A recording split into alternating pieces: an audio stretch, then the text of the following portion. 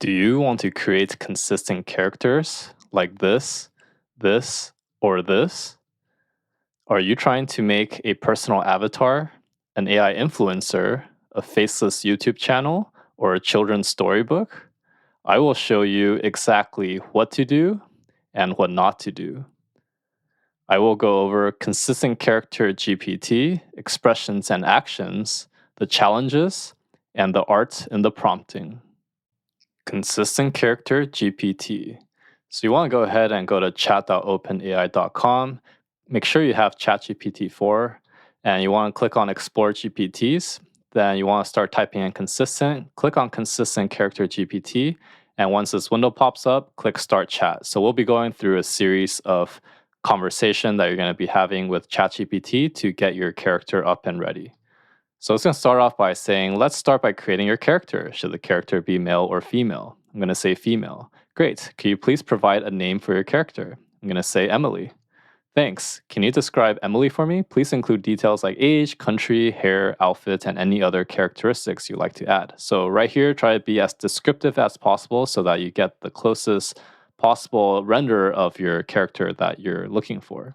So I'm going to say 27, Japan, wavy medium length and dark brown hair, light blue, fashionable yet simple dress, small face, small shoulder and waist, nice smile, light skin, and natural eyebrows. And this is the character that I created. You can see that it looks pretty good. The hair color is what I expected. The eyebrows look nice. Small face, small shoulders, exactly what I told it to create. What would you like to vary in each image? So now you could choose different things to vary, things like expression, action, and pose. So I'm going to start off by varying the expression. Expressions and actions. So the first expression I'm going to say is happy. So you can see this is an image of the happy version of Emily. And you can see this is original. If you compare the original with this happy version, you can see there's a lot of similarities. And I could be pretty convinced that it's the same person, although the eyes look a little bit bigger, but I would say overall it's pretty close. Now I'm going to do a sad version. So you can see this is a sad version of Emily. And if we compare with the original picture, you can see that the face is a little bit rounder here. The hair length is still similar. The shoulder width is still similar, but you could tell that the face is starting to shift a little bit.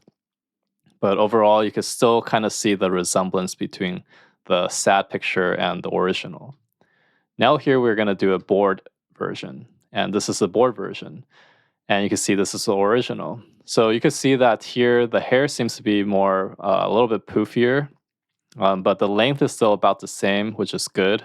They're both still wearing a blue dress. The eyebrows starting to look a little bit different. You can see the hair color has a slightly different shade. The eyes here seem to be a little bit bigger, but I would say overall it's still pretty good in terms of the consistency. So now we're going to do an angry version. You can see this is the angry version of Emily. And if we compare it with the original, you can see, again, this one on the right with the angry version, it seems to be a little bit more animated Pixar-like than the left. So you can start seeing some shifting. And again, here the hair is a little bit poofier than the other one. But overall, you can still see some consistencies. But later on, as we try more things, you're going to see some issues that we'll be running into. Now let's take a look at one where she's in love.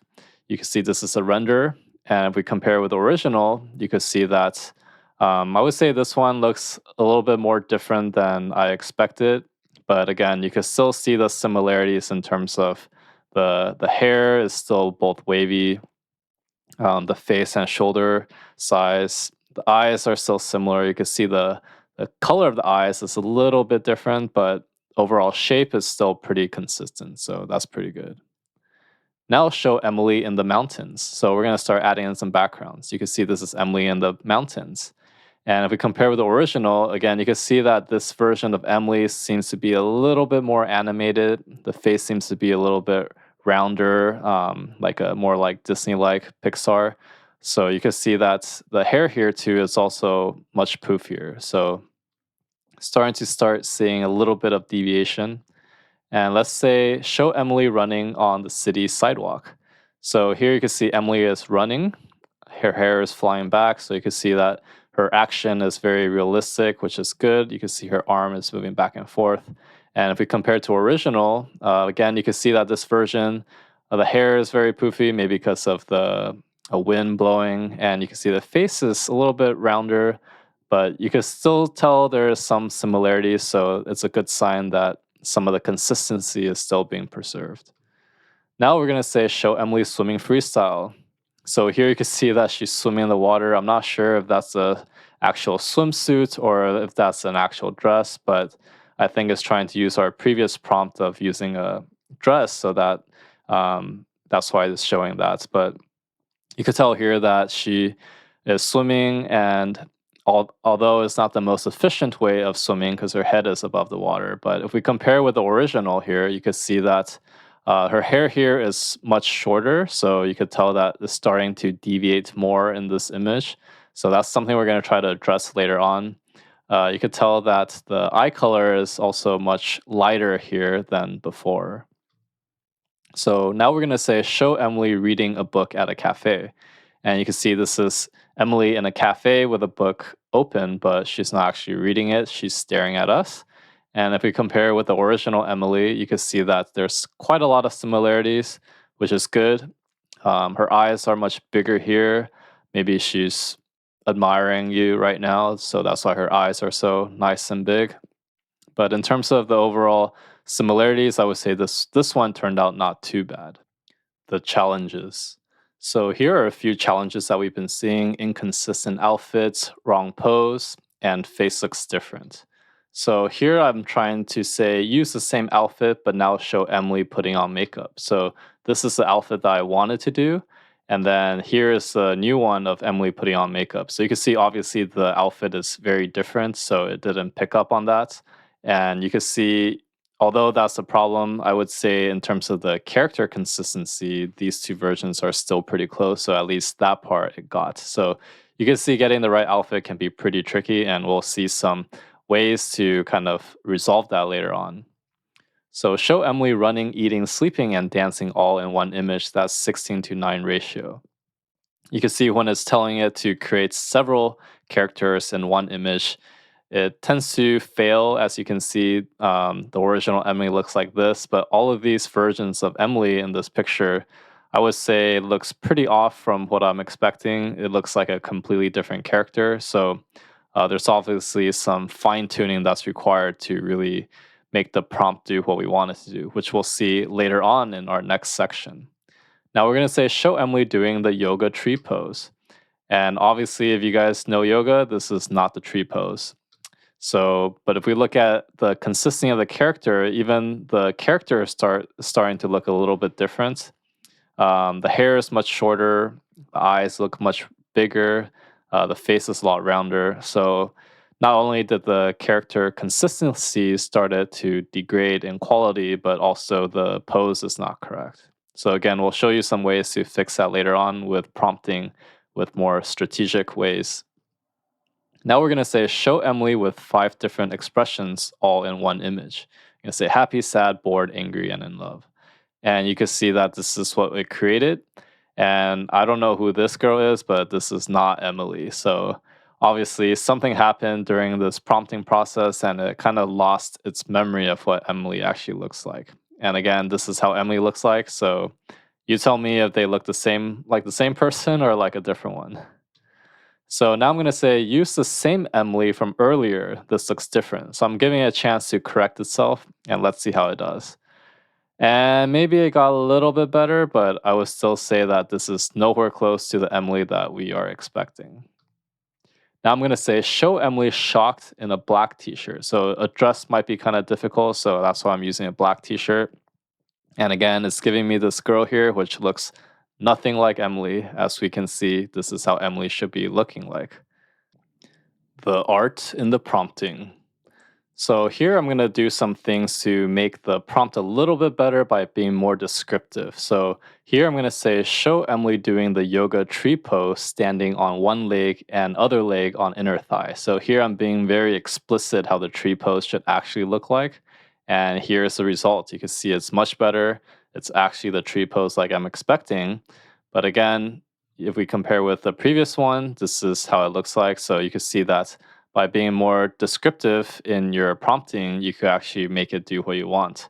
But here you can see that in both cases, Emily doesn't quite look like the Emily that we were expecting. So here I'm saying show Emily happy in a black t-shirt. So some of the things with the outfit previously is that when the outfit is too complicated or there's could be many answers to the same question, they tend to give you different things. So a black t-shirt is something very simple. So let's see how well it'll do with a black t-shirt. So a black t-shirt, this is the result.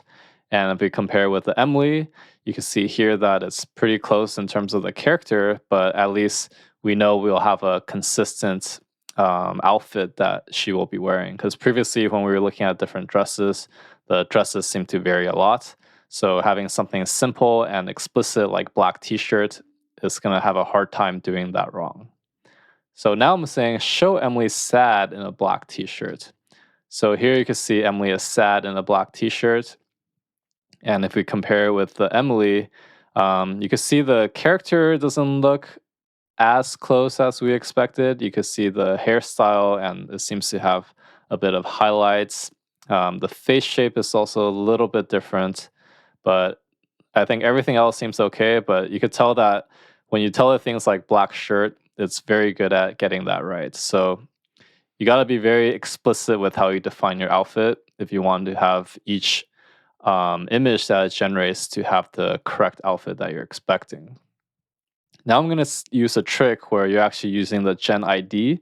So this will reference your image to a previous image that I created. Specifically, I'm going to use the first image in this chat. So I'm going to say, give me the Gen ID for the first image. And here it gives you the ID for it. So now I could start referencing things with this ID, and this will help me with some of my prompting later on. And you can see I have a little typo here first, but it still got what I'm trying to say. So here I'm saying generate image of 5 Emilys with 5 random facial expressions. So you can see that here's 5. There's obviously not just 5, so I kind of got that part wrong. But one thing that's reassuring is that all of these Emilys seem to look very similar to the first Emily that was generated. So that is much better than what we saw before.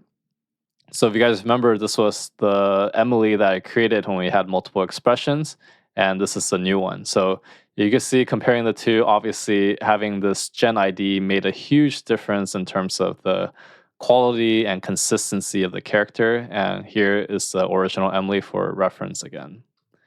So now I'm going to say generate image of Emily shopping at a mall, and I'm going to reference the Gen ID again. And you can see here is Emily shopping.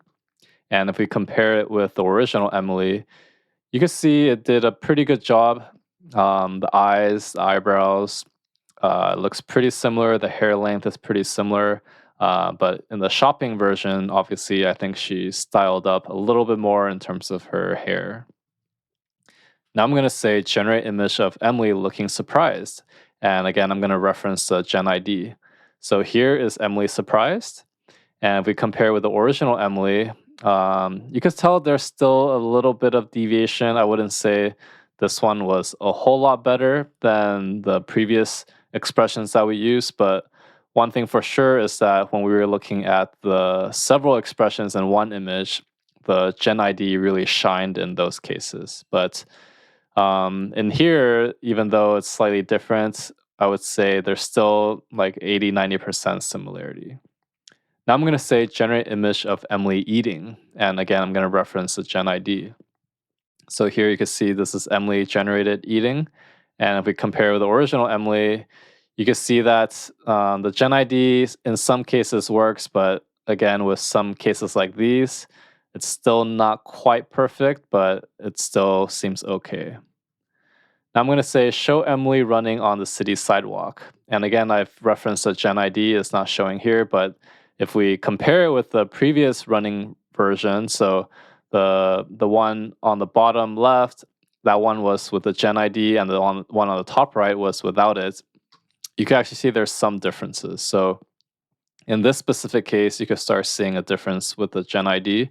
And you can see if we compare with the original Emily, that's the new one, that's the bigger image of her running is much closer than the one on the top right. So if you look at the eyes and the separation, I think that's where you could really start seeing the fine differences. But in general, I would say when you can, try to use the Gen ID, and hopefully that will help you make more consistent characters. And if you want to add things like prompts, different props that they're wearing, or different clothing colors, that will help kind of make it seem like it's more consistent just because their outfit and everything else is the same. So if you found this video helpful, give a like and subscribe, and I'll see you in the next one.